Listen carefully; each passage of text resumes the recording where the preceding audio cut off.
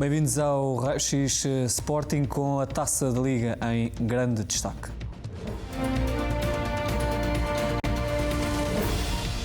O Sporting está de volta à Leiria para defender a Taça da Liga conquistada nas duas últimas temporadas. Os Leões começam por defrontar o Aroca nas meias finais esta terça-feira. E Rubén Amorim confirma a ausência de Trincão frente ao Aroca e garante que a Taça da Liga é um título que os Leões querem vencer.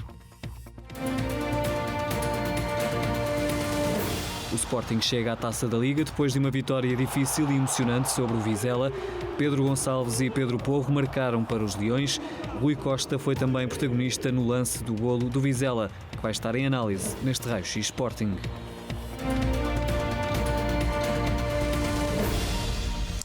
Raio-X Sporting com Miguel Braga, Manuel Fernandes, Pedro Azevedo e João Olivença. Dois cumprimentos aos quatro. Bem-vindos a mais um programa de segunda-feira à noite aqui na Sporting TV. Miguel, Leiria vai voltar a ter mais encanto vestida de verde e branco? Espero bem que sim, boa noite, e que amanhã seja a primeira demonstração do nosso apoio e que Leiria, obviamente, se vista de verde e branco. Seria bom sinal. Manuel, Pedro Porro em grande destaque, num grande momento de forma, mostrar comprometimento total com o Sporting. Boa noite a todos. Ele é um grande profissional, é um grande atleta, é um atleta preparado para a alta competição e faz coisas maravilhosas. Ele tem um coração que aguenta 2 jogos, se for preciso, seguidos a jogar.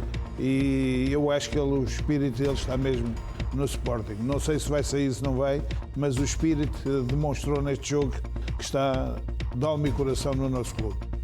João, Morita está pronto para voltar à titularidade no Sporting? Boa noite. Eu creio que sim, creio que é mais uma opção para Rubén Amorim, mais uma opção para jogar a médio e mais uma opção que pode fortalecer a equipa e dar coisas novas em diversos jogos. Pedro, nas duas últimas jornadas os árbitros tiveram influência direta no desenrolar de lances decisivos em jogos do Sporting. Qual é que é o papel?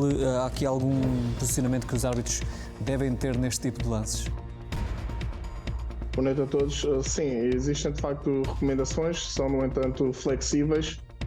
Digamos que é seguindo as recomendações, o melhor posicionamento é aquele que permite ao árbitro ter um bom ângulo de visão em relação à bola, aos jogadores, à jogada, sem no entanto interferir na mesma.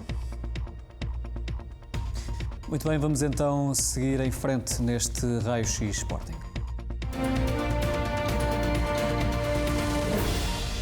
Começando então por olhar para as notas das duas equipas e também para as notícias hoje confirmadas em relação ao jogo de amanhã em Leiria. Fábio Veríssimo é o árbitro escolhido pelo Conselho de Arbitragem para dirigir este encontro.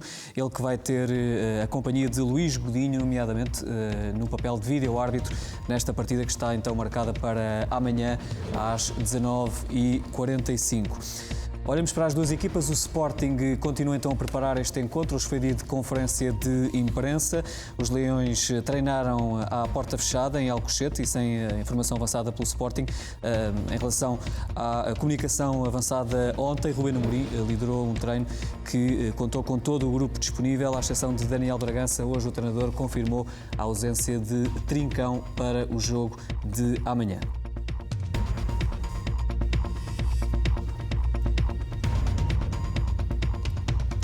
Do lado do Aroca, Rafa Mujica é a principal dúvida em relação ao jogo de amanhã em Leiria. O ponta de lança espanhol tem sido um dos principais destaques da formação aroquense esta temporada. Lesionou-se, não participou nos últimos 5 jogos do Aroca, não participou também no treino desta manhã da formação comandada por Armando Evangelista e é por isso a dúvida para o encontro de amanhã com o Sporting, ele que tem sido uma das principais figuras da equipa ao longo desta temporada. Avançamos então agora para olhar para as palavras de Rubén Amorim. Ele que lançou os dados do encontro de amanhã da meia-final da Taça da Liga. O treinador confirmou a ausência de Trincão em conferência de imprensa, mas antes, numa declaração exclusiva à Sporting TV, mostrou a confiança e a ambição dos Leões em conquistarem uma vez mais o troféu, mas encarando esta Final Four como se fosse a primeira. Também são aliciantes, porque numa semana nós decidimos um título e isso é que em clubes grandes tem muita influência. Chegámos aqui com com muito mérito, onde fizemos uma campanha muito boa, marcámos muitos golos, não sofremos, preparámos bem esta Final Four, vimos de uma vitória no campeonato, obviamente queríamos mais na Madeira, queríamos mais na Luz, não conseguimos e portanto é manter outra vitória consecutiva e o caminho é sempre esse, consolidar o caminho com vitórias consecutivas. Agora é uma meia-final, é uma competição diferente, temos que passar e temos que estar na final. E a sensação que eles têm que ter é que é sempre o primeiro. O resto já passou, é como se estivéssemos aqui pela primeira vez a tentar conquistar o primeiro título, porque esta equipa, se tiver esse sentimento, de certeza que joga muito melhor. Nós queremos conquistar um título, o quinto nestes 3 anos, o que é importante. É uma sequência boa, sabendo que este ano as coisas não têm corrido tão bem como queremos. Ganhar um título é sempre importante, porque o clube assim o exige e porque é bom para a nossa equipa crescer com títulos, e há jogadores aqui, alguns mudaram e há muitos jogadores aqui que ainda não têm um título e têm que sentir isso. O meu objetivo como treinador é que não seja assim, é que todos os jogos sejam particular ou uma meia-final seja tudo igual. Agora, obviamente, nós temos 2 jogos, podemos definir um título, temos que andar a 200 à hora porque não há amanhã, digamos assim.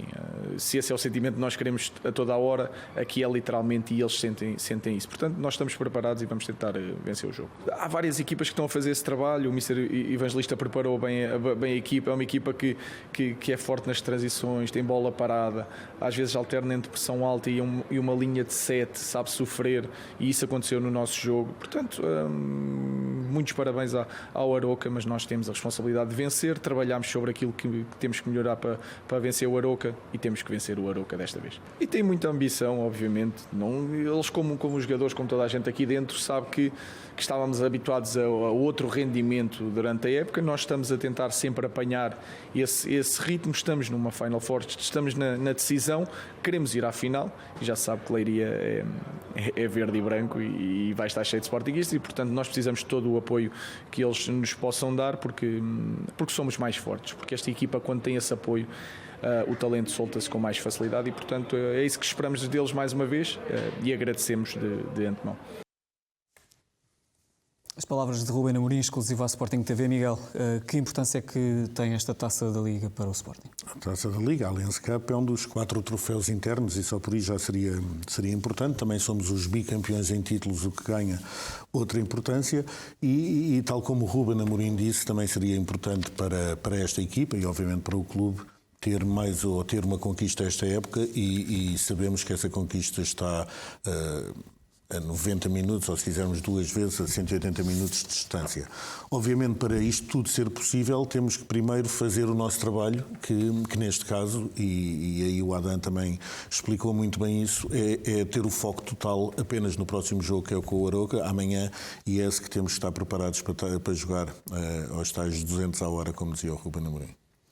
Ouvimos também o Ruben Amorim a dizer que, independentemente do Sporting ser o detentor do troféu, tem que entrar para esta Final Four como se fosse a primeira. Percebes aqui este discurso do treinador?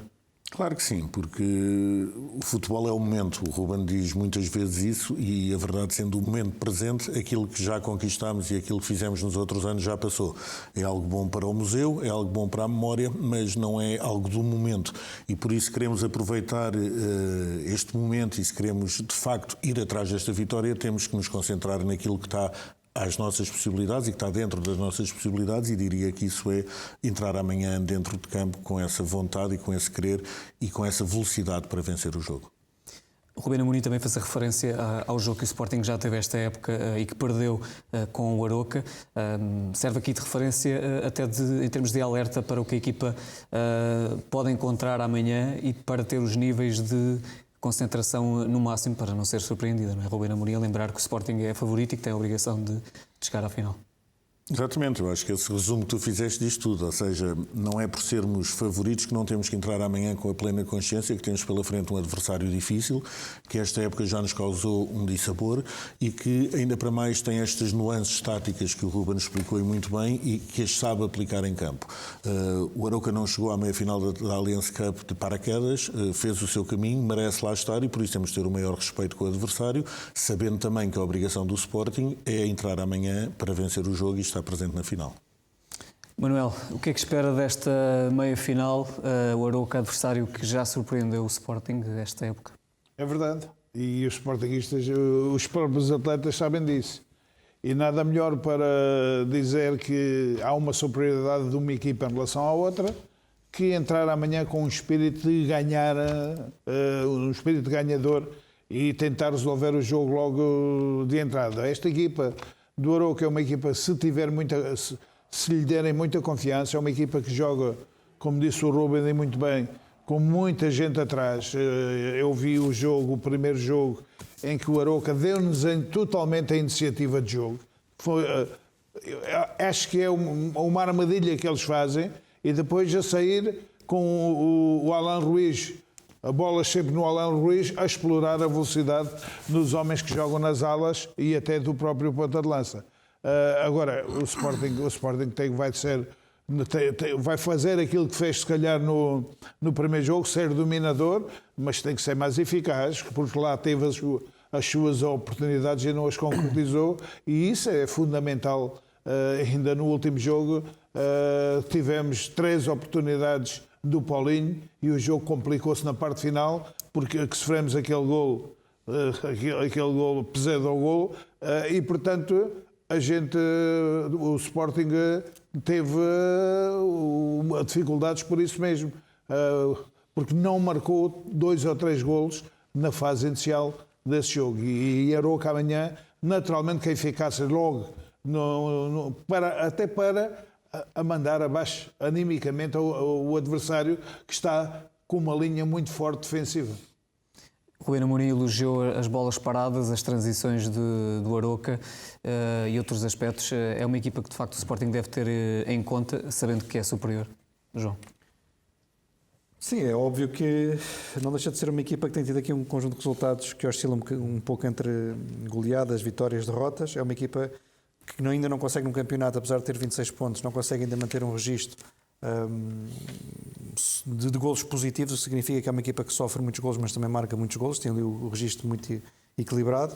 E é uma equipa que joga ali num 4-3-3, em que suporta ali o David Simão, o Alan Ruiz, que também já jogou no Sporting, que suportam ali muita equipa, e uma linha de 4 jogadores que habitualmente até defende, e o Ruben até disse, defende muito em cima, arrisca muito, mas depois quando tem de defender, e quando está em vantagem no resultado, ou quando o resultado é muito equilibrado, e o Ruben disse bem, coloca muitos jogadores atrás da linha da bola, bloqueia muitas zonas centrais do campo, tem que geralmente criar ali superioridade numérica nos corredores laterais, baixo ao extremo, baixo ao lateral. Portanto, é uma equipa que não é fácil de combater se estiver o resultado equilibrado ou se estiver só por um gol, porque a estratégia mantém-se, é uma equipa que mesmo com 0 vai procurando sempre, nestes tipos de jogos, manter um resultado em 1 igual, portanto vai sempre procurar o golo. 1 é um resultado positivo, portanto estar a perder 1-0 e nos minutos finais, como acontece muitas vezes, forçar mais o resultado para atingir o golo, é uma das estratégias também que existe muitas vezes por parte destes treinadores.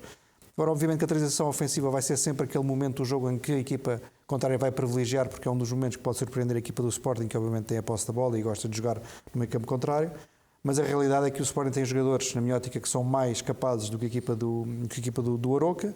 No entanto, e nós sabemos que isto vale o que vale, no entanto, basta um canto, basta um livre, basta uma situação de transição, caso a equipa esteja equilibrada, portanto é sempre perigoso. Ainda por cima nestes jogos, que são jogos em que se pretende ganhar, é este jogo e a seguir é o jogo da decisão, o Arouca obviamente vai arriscar tudo e vai, eu creio que, manter uma estratégia de, na primeira parte, aguentar a equipa e na segunda parte, principalmente a partir dos 60, 70 minutos, atacar forte com transições e tentar até dominar o jogo, caso o resultado seja favorável. Como disse, 0-0 ou 0-1, mesmo com o Sporting a vencer, o Arouca vai procurar precisamente este tipo de jogo. Em relação a esta baixa de Trincão, o Ruben Amorim com soluções para colmatar? Sim, tu ainda há pouco falaste na questão do Morita poder jogar. O Morita é uma solução para jogar e o Pedro Gonçalves ocupar na frente. Ainda assim há mais jogadores para jogar naquela posição também. Portanto, o Trincão é um dos bons jogadores que o Sporting tem, é uma baixa importante para este jogo, tem feito boas exibições ultimamente, mas as equipas são isto mesmo, os treinadores também têm que encontrar soluções. Eu acredito que o Ruben vai encontrar uma solução, porque dentro do plantel existem jogadores capazes de jogar contra esta equipa e fazer uma boa exibição. Muito bem, António Adá então que falou, e estamos aqui a olhar para os dados que foram projetados por alguns jogadores do Sporting, para além de Ruben Amorim, o guarda-redes espanhol falou sobre o objetivo que os Leões têm de revalidar esta competição, fez também uma passagem sobre o período em que já está em Lisboa e mostrou-se muito feliz em Alvalade. Para mí todos los trofeos son importantes, ¿no? Creo que al final de la carrera lo que importa es ver... Contabilizar todas as competições. Contabilizar todos los trofeos que tú puedes mostrar en tu casa y decir, yo gané tantas tazas. Creo que todos tienen su importancia. Es cierto que bueno, pues el campeonato es lo que muestra la regularidad durante todo el año, ¿no? En los momentos va pasando durante todo el año, pero una taza es importante para todos. Es seguir sumando. Creo que también para este proyecto que comenzó con Mr. Rubén y con este presidente también es importante el seguir sumando trofeos para la gente joven que llega al equipo principal, el poder participar en este tipo de partidos. Y crear el hábito de vitória. Exacto, y creo que estamos en el camino cierto, ¿no? O oceano, exatamente. Paulinho falou sobre a exigência de Rubén Amorim, estas são declarações prestadas à Liga Portugal, e falou também sobre a forma, à semelhança do que disse hoje Rubén Amorim, como os Leões têm de encarar a Final Four em Leiria. Ao fim de contas é um jogo de futebol, tudo que pomos à volta é emoção, mas na realidade é um jogo e acima de tudo é importante ter uma boa equipa. Ter bons jogadores e esta ideia da Final Four é boa porque em todos os jogos todas as equipas têm apoio. Não há jogo em casa, não há jogo fora, todas as equipas têm apoio. O que eu acho que acaba por ser o ingrediente mais importante é ter uma boa equipa, uma equipa com capacidade para ganhar. Acredito ou não, a pressão que ele nos mete nessa semana é igual às semanas todas. Ele nunca nos deixa abrandar, independentemente do adversário, do jogo, da competição. Respeita todos os adversários da mesma maneira, seja na Champions, seja na Taça da Liga, e esse acaba por ser o segredo. Se tu treinas sempre bem, independentemente do adversário, vais jogar bem. Claro que há dias que as coisas correm menos bem, mas se estás preparado para jogar bem, é mais fácil chegar a uma Final Four e jogar bem. Declarações de Adam, também de Paulinho.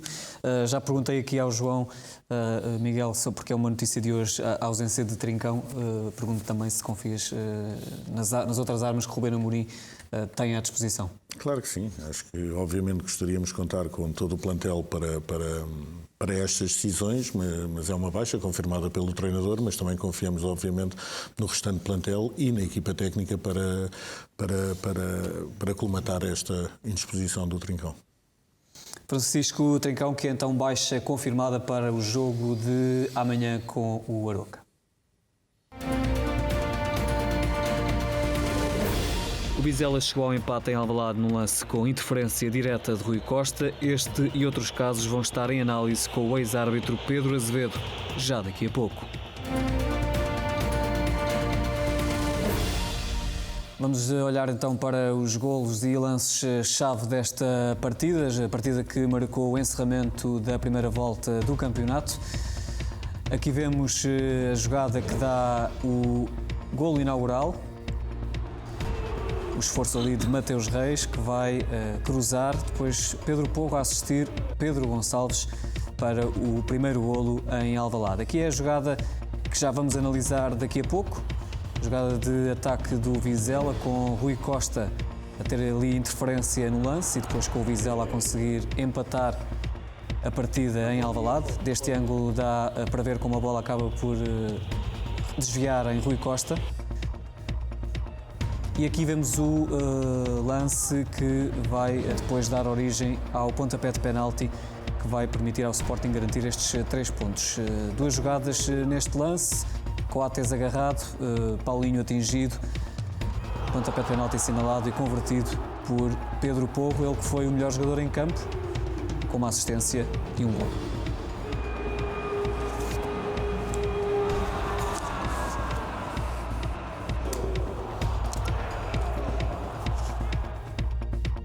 Vitória do Sporting, um jogo muito difícil, Miguel, e Rubén Amorim, na análise deste jogo, admitiu que a equipa foi tendo alguma ansiedade a partir do momento em que foi tendo oportunidades para marcar e não conseguiu, e que essa ansiedade acabou por condicionar o gol que só surgiu na segunda parte. O Sporting é de facto uma equipa que precisa de marcar cedo para ficar depois tranquila no resto dos jogos e para conseguir vencer jogos?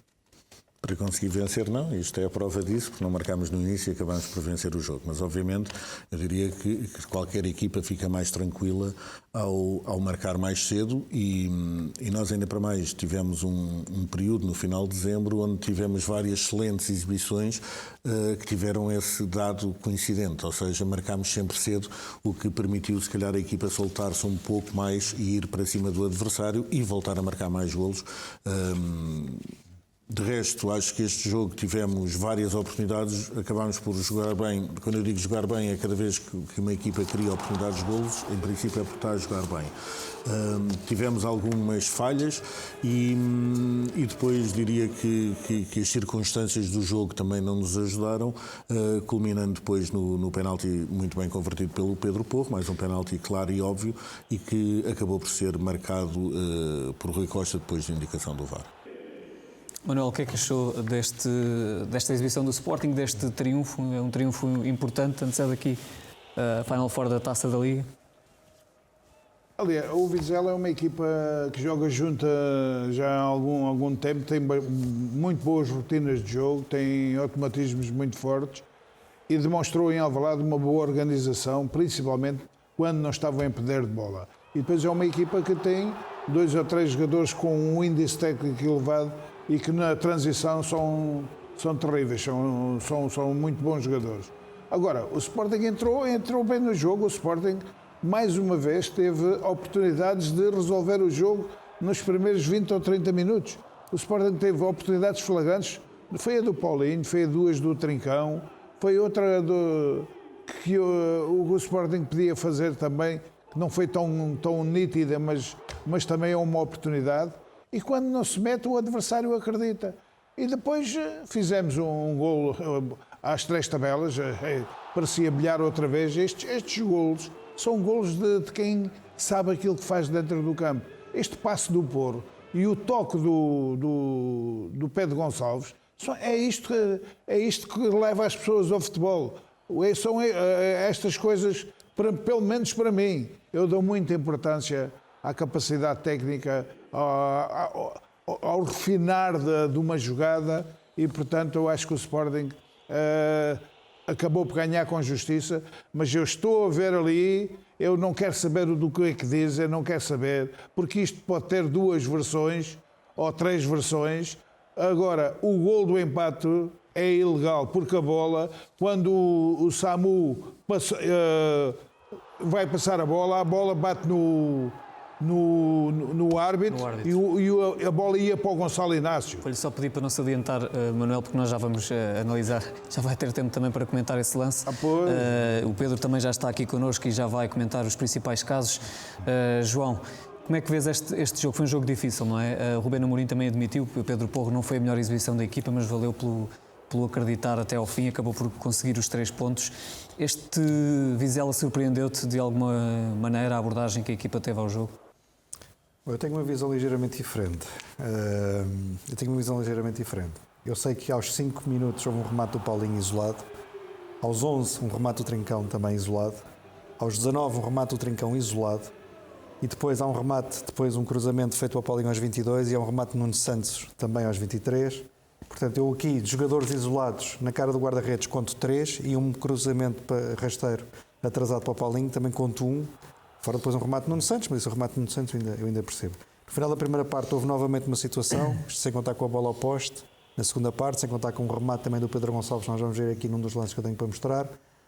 Eu conto pelo menos oportunidades de golo flagrantes 4, ignorando a bola ao poste, que também ajuda a estar isolado na cara do guarda-redes. E depois conto mais 3, pelo menos, entre a primeira e a segunda parte. 8 oportunidades de golo que poderiam ter sido claras se o Sporting tivesse marcado. Eu não consigo ver o jogo desta maneira, em que foi difícil, e acabou por ser difícil, porque foi um golo nos últimos minutos, de penalti, etc. Mas a exibição foi mais do Sporting, difícil porque a equipa não conseguiu materializar essas oportunidades. A equipa não conseguiu marcar o golo, só. Porque se tivesse marcado pelas oportunidades que teve, o jogo teria sido mais uma goleada como foi no passado. E esta é a forma como eu vejo o jogo. Também vejo o jogo, na primeira parte em que o Vizela teve uma oportunidade para marcar o golo, também aconteceu. mas depois não vi mais situação nenhuma e o gol é já lá vamos. Surpreendeu-te essa abordagem do Vizela? Não. Falou-se muito sobre a identidade desta equipa, agora tem um treinador diferente, é verdade. Não, André, eu vou ser sincero, eu não entro neste comboio de opiniões. A minha opinião é que o Vizela apareceu no estádio de Alvalade com alguma dificuldade na primeira parte em parar o Sporting, isto pelo número de oportunidades que eu já referi, de jogadores isolados e de oportunidades de golo. O Sporting, ao não marcar, como o Manuel falou aqui bem, a equipa acaba por ganhar algum tipo de confiança e depois torna mais difícil o jogo na segunda parte. Acho que foi isso que aconteceu. Bem, nós já vamos ouvir o Pedro Azevedo, mas antes, Miguel, pergunto, e vamos começar aqui pelo lance da discórdia, o Manuel já falou sobre ele. Para ti, o golo do Vizela devia ter sido anulado? Bem, indo direto ao assunto, penso que sim, mas, enfim, não sendo um especialista, temos cá o nosso especialista, o Pedro, que vai dizer com certeza alguma coisa diferente desta, mas eu acho que é uma questão de bom senso quando um jogador de uma equipa toca na bola e a bola vai para outro jogador de outra equipa, que neste caso era o Gonçalo Inácio, que desloca da sua posição para ir fazer esse corte e graças a uma tabela é apanhado em contrapé, ele e a defesa contrária, e depois da bola bater no árbitro, 8 segundos depois, eu li que vários especialistas disseram que foram 10 segundos, mas são 8 apenas. 8 segundos depois a bola entra dentro da baliza. A mim parece-me que é razão para alguma dose de bom senso ter anulado logo, enfim, o lance, porque não deveria ter acontecido. Infelizmente não foi isso que aconteceu, mas acho que o importante aqui é olharmos para o jogo como um todo e também perceber que o Sporting ganhou com um penalti, que foi novamente um penalti assinalado pelo VAR, ou seja, nos últimos 2 jogos o Sporting empata um jogo e ganha outro graças à intervenção do VAR. Tanto no lance do Rui Costa como nos outros 2 que eu estou a falar, acho que é algo que voltamos a bater esta tecla, porque é algo que estaríamos todos com menos dúvidas, tanto nos casos deste jogo como no último contra o Benfica, se tem sido permitido ouvir os áudios do VAR. E volto a trazer este tema para a mesa, porquê? Porque em agosto passado, não foi assim há tanto tempo, o José Fontela Gomes, Presidente do Conselho de Arbitragem da Federação Portuguesa de Futebol, disse que o que o Conselho de Arbitragem faz, vou passar a ler, é seguir as diretrizes das instâncias internacionais, a FIFA e a UEFA, que também não divulgam nas suas competições e recomendam que não o façamos. Ou seja, passados 5 meses, além de vermos várias situações onde teria sido útil a Federação Portuguesa de Futebol querer ser pioneira, tal como foi na aplicação do VAR, não o quis ser e o que acontece é que acabou por ser ultrapassada pela direita, pelo IFAB, que agora, na semana passada, anunciou que vai ter algumas medidas experimentais, entre as quais o áudio do VAR, que vai ser audível não só na televisão, mas também no próprio estádio, e sendo que a primeira competição onde isso vai ser permitido é no Mundial de Clubes, que começa em Marrocos já em fevereiro. Ou seja, acho que Portugal perdeu uma ótima oportunidade para ser pioneiro, mais uma vez, relativamente a regras do futebol e a regras que fazem bem ao futebol, e acho que tanto num lance, ou seja, tanto no lance do golo do Vizela como no lance do pontapé na cabeça do Paulinho, teria sido interessante, e acho que é sempre interessante, didático, para quem ouve e para quem vê futebol, perceber esse racional que está por trás das decisões.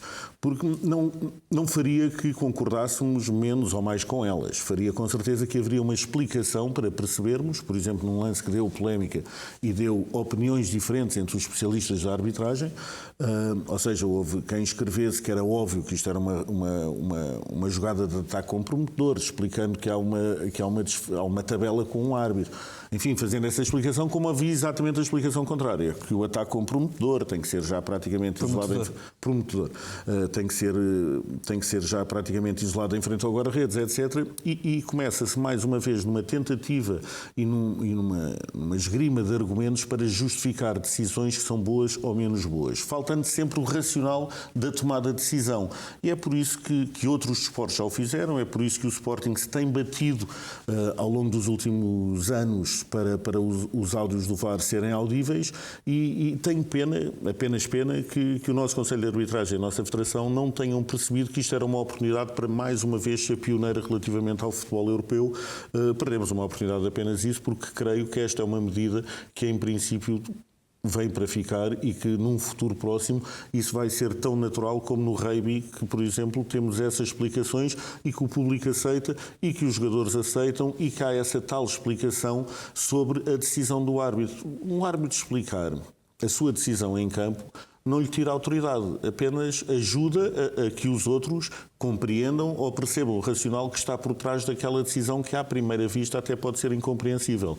E eu acho que essa é que é a grande ajuda. Mesmo relativamente aos penaltis que foram mandados marcar pelo VAR nestes últimos 2 jogos, a explicação serviria muitas vezes até para se evitar discussões posteriores se a intensidade foi isto, se a intensidade foi aquilo. Porquê? Porque há o tal racional explicativo, não apenas do árbitro com o VAR, a dizer: olha, eu vi isto, aconteceu isto, no caso do Paulinho, e neste em concreto, percebe-se depois de ver a imagem que ele de facto é atingido com um pontapé na cabeça por um adversário. Isto, nas regras do jogo, é um penalti claríssimo, mais que óbvio, tal como foi no último jogo com o Benfica, e eu acho que a disponibilidade que deveria haver, e é pena, mais uma vez, que não tenha havido dos responsáveis pelo nosso futebol, em dar esta parte pedagógica à utilização de uma ferramenta que, de facto, eu acho que tem mudado para melhor o futebol.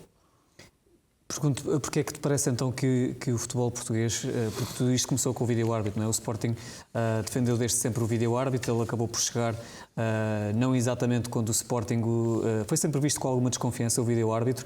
Depois esta questão também da divulgação das comunicações do VAR, o Sporting já há muito tempo que o defende, o futebol português e nomeadamente o Conselho de Arbitragem e a Federação têm tido algumas reservas em avançar com esta medida, e agora temos o International Board a discuti-la e, pelos vistos, com a ideia de avançar com isto para a frente. O porquê desta desconfiança, desta reserva em tomar estas medidas que, no fundo, parecem ser o futuro do futebol? Não é? Eu acho que são 2 aspectos diferentes, porque se olharmos para a implementação do VAR, Portugal não deixa estar na linha da frente. Se podíamos ter feito antes, claro que poderíamos, mas não deixamos estar na linha da frente, e temos que perceber que é necessário investimento dos clubes, é necessário investimento e muito da própria Federação para capacitar os clubes, ter esta ferramenta minimamente igual em todos os estádios, para a tomada de decisão ser minimamente igual e estar toda a gente, enfim, no mesmo barco, e não ser, num estádio temos um excelente VAR, no outro estádio não temos ângulos, não temos câmaras instaladas e não temos dinheiro para fazer. Por isso, a primeira parte, eu percebo um certo atraso, e volto a dizer, apesar desse atraso relativamente a uma pretensão de um clube, em concreto do Sporting, a verdade é que a Federação foi das primeiras a implementar. O áudio do VAR era o passo seguinte, diria que lógico e saudável até. Neste caso em concreto, senti que não haveria essa vontade, e acabei de ler as declarações do José Fontelas Gomes, que são de agosto passado, são de há 4, 5 meses, relativamente a este assunto, e dizendo claramente que não o fazia porque a FIFA e a UEFA não o queriam, ou, sendo correto, não o divulgavam nas suas competições e recomendavam que Portugal não o fizesse. Tens a rever essa... Parece-me que agora está a fazer o contrário, pelo menos a FIFA, ao dizer que no Mundial de Clubes que quer já aplicar essa medida e quer ver quais é que vão ser começar os testes para ver, enfim, como é que o público recebe isso, como é que a tecnologia é feita, como é que os áudios, como é que é feito o próprio diálogo entre o VAR e o árbitro, e acredito sinceramente que esse trabalho nos bastidores, espero eu, já esteja a ser feito, ou seja, porque há aqui um caráter didático que nós não nos podemos esquecer, que é essencial. Isto, mais do que explicar aos próprios e aos seus pares porque é que marcou aquele penalti, a ideia aqui é esclarecer o público, os jogadores e os adeptos e os telespectadores em casa da tomada de uma decisão que muitas vezes pode mudar a história de um jogo. E eu acho que esta parte é que é o fundamental, e espero que a Federação esteja atenta, e aqui não posso fazer mais nada do que esperar que já estejam em contacto com as autoridades que regem o futebol mundial, para nós conseguirmos implementar isto em Portugal, porque sinceramente acho que seria uma medida que nos ajudar-nos-ia a todos a compreender um pouco melhor o racional que existe por trás da tomada de decisão, e tomada de decisões, enfim, viu-se pela última semana e viu-se cada vez que há um jogo em Portugal, que todas estas decisões vão acabar por ser analisadas por 1, por 2, por 3, por 7 especialistas, coisas, mais os adeptos do clube, mais isto, mais aquilo, e, ou seja, isto seria uma ferramenta muito boa para pelo menos parar uma certa discussão, às vezes estéril, que existe relativamente a estes assuntos, porque teríamos sempre a explicação racional e qual é que foi o racional que teve por trás desta decisão. Tendo o ponto de vista das decisões e dos árbitros, parte desta discussão iria acabar, porque pelo menos não havia essas interpretações. Sim, porque muitas vezes temos a decisão que é tomada pelas equipas de arbitragem, mas sem a tal explicação. E nós somos seres humanos, gostamos de nos expliquem as coisas. Acho que é uma coisa perfeitamente natural e humana que aconteça e tem única e exclusivamente a ver com isso, com as equipas de arbitragem terem a capacidade de, num momento, explicarem o porquê de marcarem ou não um penalti, por exemplo. E isso acaba por ajudar até os próprios adeptos a perceberem o racional que esteve por trás daquela decisão e não achando, como muitas vezes acham, enfim, se formos ler tudo aquilo que escreve sobre os árbitros, eu também percebo a pressão à qual eles estão sujeitos, obviamente, mas isto, mais do que a arbitragem ver isto como uma ferramenta que pode pôr em causa a sua autoridade, eu, pelo contrário, acho que é uma ferramenta que os vai ajudar a aplicar a sua autoridade. E será que todos os clubes estão interessados nisso, Miguel? Eu falo apenas pelo Sporting e sei que o Sporting está e temos batalhado bastante nesse campo. Chegámos a organizar o webinar, que também contou com a presença do José Fontelas Gomes. Enfim, não é algo que a Federação não esteja alerta para. Eu volto a dizer, acredito que é um caminho, espero que esse caminho seja, que Portugal esteja mais uma vez na linha da frente e acho sinceramente que será uma boa maneira de termos o racional que está por trás das decisões das equipas de arbitragem. Por agora, as comunicações do vídeo-árbitro, nomeadamente, não são públicas e, portanto, vamos ouvir a interpretação do Pedro Azevedo relativamente às decisões que foram tomadas neste Sporting Vizela.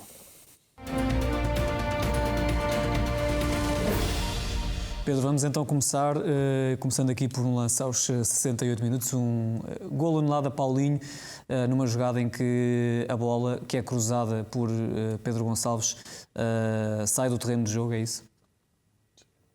Sim, portanto há uma tabela inicial à entrada da área entre o Pedro Gonçalves, creio, com o Arthur. Depois prossegue o ataque em direção à linha de baliza. O Pedro Gonçalves faz o cruzamento atrasado para o Paulinho, que acaba por fazer golo. O árbitro assistente deixa prosseguir a jogada até ao final para ver o desfecho e, em caso de não haver nenhuma irregularidade, o golo poder ser validado pelo VAR. O facto é que no momento em que é feito o cruzamento atrasado, portanto está a chegar aí o frame aqui, a bola já estava completamente fora e o árbitro assistente então levanta a bandeirola a assinalar que a bola já estava fora de jogo e, portanto, recomeçar o jogo com pontapé de baliza. Boa decisão aqui nesta situação. Certo, Pedro. Vamos então passar para o lance mais polémico deste jogo, o golo do Vizela. Antes de irmos às imagens e à explicação, vamos olhar, se calhar, e penso que é o que tens aí proposto, para o que é que dizem as regras, as leis de jogo, no fundo, não é? Sim, precisamente. Portanto, o início, em termos de análise do lance, portanto, aqui o que é necessário perceber?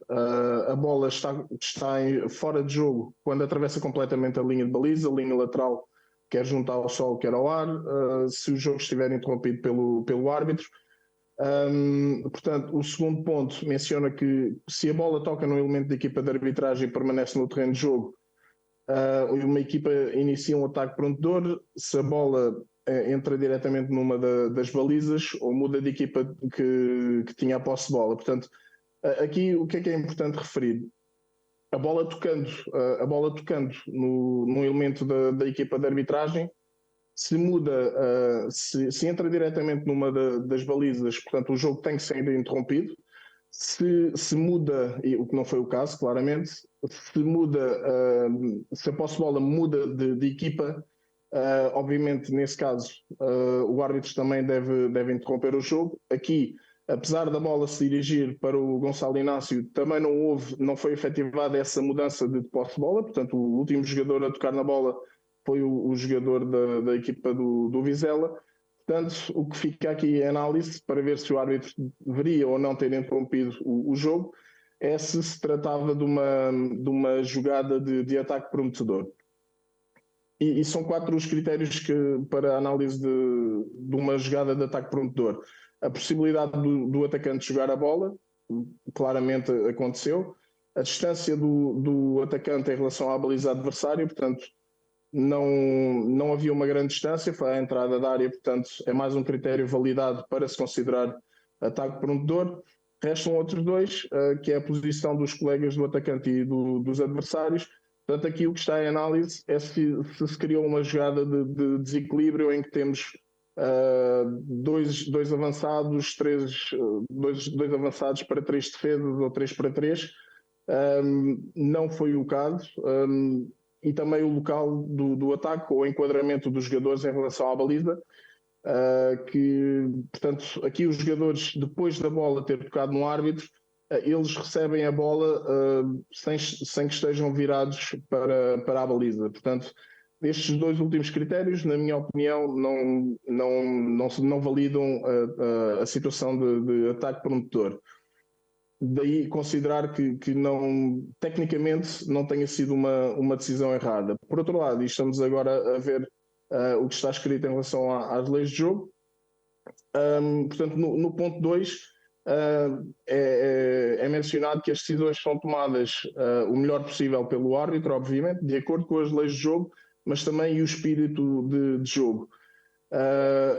E creio que foi aqui que o árbitro falhou, porque apesar de não se poder considerar, na minha opinião, que tenha sido uma jogada de ataque prometedor, o que se espera, portanto, é quando se lê ali, de acordo com as leis de jogo e o espírito do jogo, aqui o que se esperaria do árbitro nesta situação é, dado ter tido uma interferência decisiva na jogada, portanto, os jogadores do Sporting acabam por parar, deixam de disputar a jogada pelo toque no árbitro, naquele momento inicial, e cerca de 8 segundos depois o Vizela obtém gol. Portanto, aqui o que se esperaria em termos do jogo seria que o árbitro, tendo tido uma influência decisiva na jogada, que provoca um gol, no fundo, 8 segundos depois da sua interferência, seria então que tivesse interrompido o jogo e feito uma bola ao solo.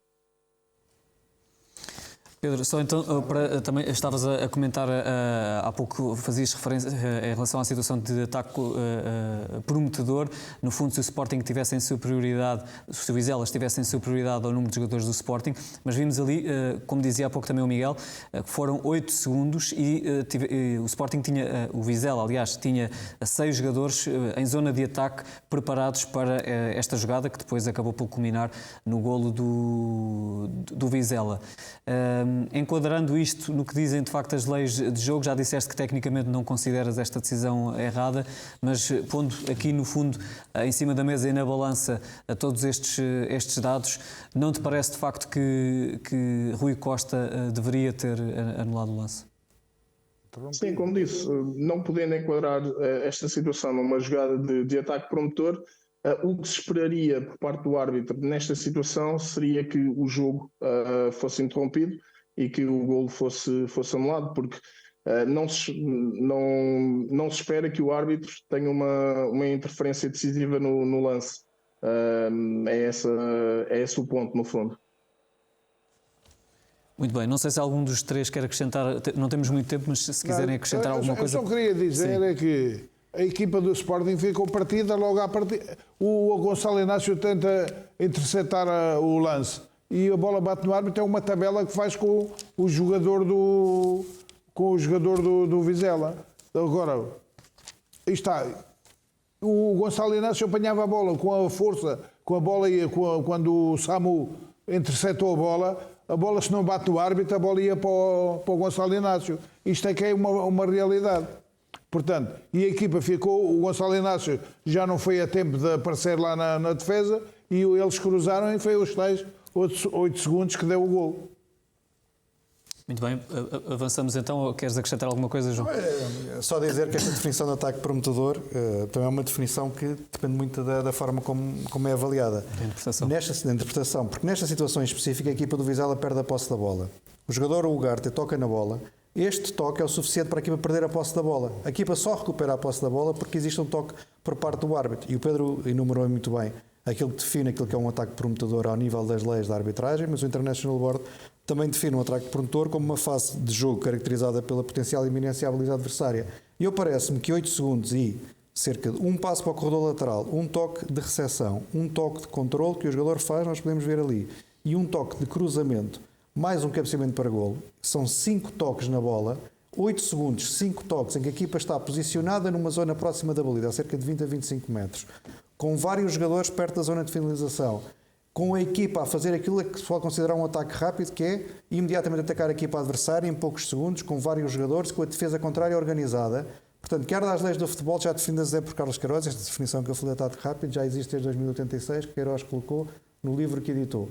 Quer a definição do International Board, que o Pedro leu e bem, e que eu também reforcei com aquilo que está lá descrito, na minha ótica, define isto como um ataque rápido e define isto como um ataque comprometedor pela zona, pelo local, pelo número de jogadores, pelo tempo que demora, pelo número de toques e pela realização do golo que aconteceu mesmo. Não é uma hipótese. Aconteceu, de facto.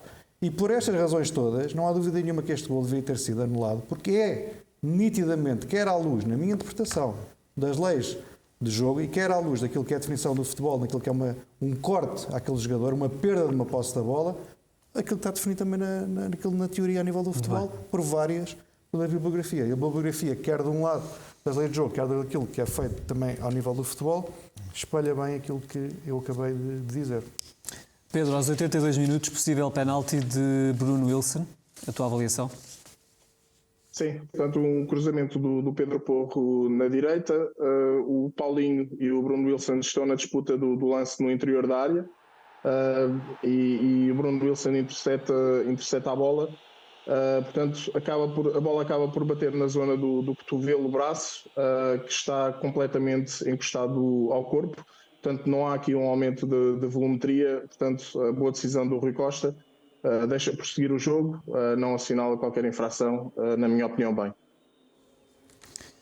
Aos 86 minutos, pergunto se existe falta de Alex Mendes sobre Mateus Reis dentro da área do Vizela. Na minha opinião, não. Portanto, é um ataque do lado esquerdo, da forma como atacou o Sporting. O Nuno Santos coloca a bola no interior da área. O Mateus Reis, quando vai tentar jogar a bola, portanto, o adversário, o Alex Mendes, consegue antecipar-se, toca a bola e acaba por ser o Mateus Reis que depois promove o contacto em relação ao adversário quando tenta disputar a bola. Portanto, aqui também bem o Rui Costa deixou prosseguir o jogo. Pedro, aos 89 minutos, e vou pegar aqui numa declaração do Manuel Fernandes, porque eu lembro-me qual é que foi a análise que ele fez no Sporting Grande Jornal. Ele falou em dois penaltis dentro de um, porque temos ali Coates e Paulinho, os dois envolvidos no lance. Concordas aqui com esta afirmação do Manuel? Sim, de certa forma, obviamente só uma das infrações é que foi assinalada. Não, honestamente, desconheço qual é que terá efetivamente sido a infração para a qual o VAR alertou o árbitro. Mas pronto, em relação ao lance, cruzamento para o interior da área, há um agarrão ostensivo por parte do Bruno Wilson ao Coates. Portanto, este é um dos agarrões e recordo-me que há umas semanas discutia o que era um agarrão de assinalar com o Miguel. Portanto, este é claramente um agarrão de assinalar. Não sei se temos imagens do outro ângulo. E logo de seguida temos esta situação que estamos a ampliar, que é o Paulinho movimenta-se para cabecear a bola e leva com o pé na cabeça por parte do adversário. Ainda que involuntário, o facto é que atinge a cabeça de Paulinho e, portanto, creio que não ficam quaisquer dúvidas em relação à infração ou às infrações, se quisermos, neste lance. Portanto, esteve muito bem o VAR a alertar o Rui Costa para esta situação. Manel, rapidamente, bem dito vídeo-árbitro, não é? Uma vez mais. Mais uma vez, o vídeo-árbitro. E o vídeo-árbitro vem para ficar e acho que deve ser alargado ainda mais critérios ao vídeo-árbitro. Pedro, a nota final de Rui Costa. No geral, acabou por não ter influência no jogo, embora aquele lance seja relevante, de facto, e repito, na minha opinião, deveria ter sido anulado o gol do Vizela, porque seria o expectável de se fazer naquela situação. No entanto, acabou por não ter, felizmente, influência no resultado final e, portanto, nota positiva, nota 3 para Rui Costa. Nota 3 para Rui Costa, uma arbitragem polémica, mais uma no Campeonato Nacional.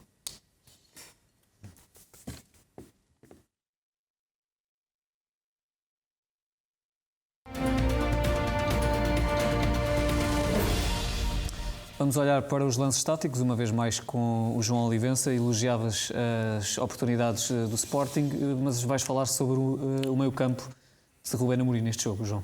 Sim, vou falar sobre a dinâmica ali dos dois médios do Sporting, que muitas vezes nós referimos aqui, muitas vezes nós falamos sobre o posicionamento do Pedro Gonçalves, sobre a forma como muitas vezes o Ugarte se comporta, como a forma como o Morita também entra, quer o Mateus também, da forma como ele jogou.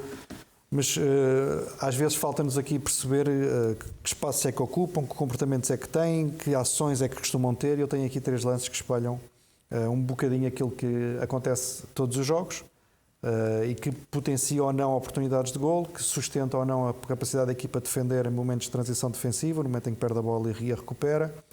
E é isso que eu tento. Portanto, neste primeiro movimento vemos o posicionamento. Pedro Gonçalves mais adiantado, sempre no corredor, mais encostado ao lado esquerdo, sempre entre linhas para receber a bola. É um dos comportamentos tipo desta equipa do Sporting, que deixa sempre os dois médios, o Ugarte mais recuado para iniciar a construção do jogo e o Pedro Gonçalves mais adiantado, como vemos aqui. E geralmente é isto que acontece. A equipa do Sporting, os 3 jogadores da frente, projetam muito a linha defensiva contrária, delimita e permite sempre que esteja ali sempre um jogador, geralmente Pedro Gonçalves, para receber a bola, um dos médios, e geralmente isso faz com que a equipa tenha uma maior ligação. Esta jogada serve principalmente para perceber o posicionamento dos jogadores e serve também para entender aquilo que foi uma das situações, como eu falei logo de início, em que o jogador aparece isolado. Como vemos, 2 zonas, primeira zona muito povoada, geralmente a equipa contrária a fazer pressão na saída de construção do Sporting, o lugar tem mais marcado, mas a segunda zona sempre livre. E é isso que eu tento chamar, marcação individual aos nossos jogadores da frente, como vimos, e Pedro Gonçalves completamente solto entre linhas para conseguir jogar e conseguir dar continuidade àquilo que é muitas vezes o jogo do Sporting. O lance seguinte é um lance também que já espelha outro tipo de ações que o Sporting acaba por realizar. Aqui mais no meio campo contrário, em que o Ugarte vai aparecer ali na imagem e está agora com a bola, tenta manter a posse da bola e fazer um movimento habitual mais de contenção, e aqui é o Pedro Gonçalves com o arrastamento do Francisco Trincão, que faz depois a entrada no espaço e aparece sempre em zonas mais próximas de finalização. Portanto, cria-se aqui uma jogada, depois entra Mateus Reis, e agora o detalhe é quando a equipa perde a bola e vemos ali Pedro Gonçalves imediatamente a recuperar posição, o Ugarte imediatamente a ser a primeira linha de controle, mas Pedro Gonçalves e o Ugarte sempre à procura do jogador, sempre à procura para recuperar a bola e serem eles depois também os jogadores, principais jogadores, como recuperadores. Portanto, quando nós vemos que o Pedro Gonçalves, ou dizemos que o Pedro Gonçalves é um jogador que não defende, este espalha bem aquilo que Pedro Gonçalves faz inúmeras vezes no jogo. Está posicionado na frente, retirando aquela ideia peregrina de que Pedro Gonçalves jogando no meio não aparece na frente. Aparece várias vezes, como vimos nesta imagem, durante o jogo fê-lo algumas vezes. Aparece na frente, cria a tal desequilíbrio na frente atraindo os jogadores e depois, no momento em que perde a bola, Pedro Gonçalves é logo o primeiro a atacar o portador da bola. O Ugarte aparece de seguida, que estava no corredor direito, aparece logo no corredor esquerdo, com imediatamente a orientar o ataque e dificultar, e é Pedro Gonçalves depois que vem aqui recuperar a bola, já com o Ugarte e com a defesa do Sporting a nível mais equilibrada. O terceiro, isto tem a ver já com a dinâmica quando entrou o Morita. Aqui Pedro Gonçalves já costuma jogar um pouco mais recuado e o Sporting dá a sensação até que por vezes joga num sistema de 4-3-3, porque coloca ali os 3 jogadores no meio campo, com o Ugarte sempre como o primeiro médio de criação e de referência, e depois Pedro Gonçalves na mesma a aparecer ali em zonas entre linhas, como vemos novamente, Morita a fazer exatamente o mesmo tipo de movimento, e quando a bola é jogada no corredor lateral, lá está Pedro Gonçalves a aparecer em zona de finalização, e aqui a criar uma zona que, se não toca ali no jogador, teria sido muito perigosa, e Morita também a dar ali a outra linha. Portanto, o que nós vemos aqui novamente são os dois jogadores entre linhas, o Ugarte como sendo o jogador primeiro a aparecer naquela zona e mais uma solução no momento de construção contrária, mas sempre estes dois jogadores entre linhas e os três jogadores da frente a puxarem muito a linha contrária para dar espaço precisamente a estes dois. Quer a entrada de Morita, quer depois a entrada de Pedro Gonçalves, como vemos aqui. Portanto, o Sporting, com Pedro Gonçalves no meio ou com Pedro Gonçalves na frente, os espaços que ele ocupa são similares, o comportamento que ele tem no momento de recuperação de bola, transição, também é similar e o Ugarte faz sempre aquele equilíbrio. Geralmente o médio do lado direito é o médio mais defensivo, o Ugarte é o médio do lado esquerdo, o Pedro Gonçalves é o médio mais ofensivo e o Pedro Gonçalves faz isto como ninguém no Sporting e desempenha muito bem a função ali de médio. Muito bem, é com esta análise tática mais uma que terminamos o Reis Sporting. Muito obrigado, João, Manuel, Miguel e Pedro, pela vossa presença em mais um programa da Sporting TV, o programa das segundas-feiras à noite, que está de regresso na próxima semana e voltamos naturalmente a contar consigo.